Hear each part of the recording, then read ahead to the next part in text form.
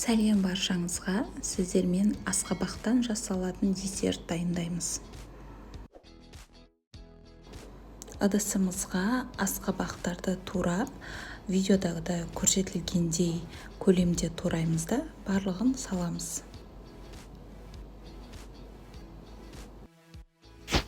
Сосын үстінен 200 граммдай қантымызды қосып, 12 сағатқа кемінде немесе бір түнге қойып қойсаңыздар болады. Мен 12 сағатқа қойдым. Міне қараңыздар, өзінің сиропы шығып, осындай сулы болып тұрады. Бір араластырып жібереміз де газға отқа қоямыз. 20 минуттай орташа отта қайнатып аламыз.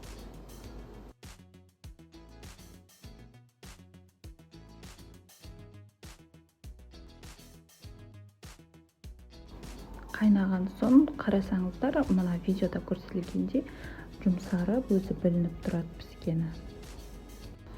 Ыдысымызға әдемілеп салып шығамыз асқабақтарымызды.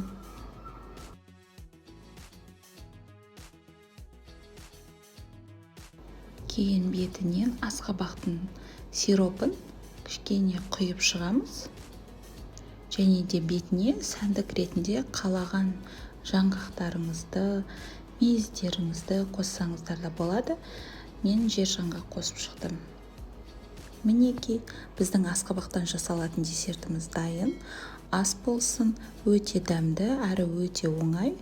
Видеоны соңына дейін көргендеріңізге рахмет.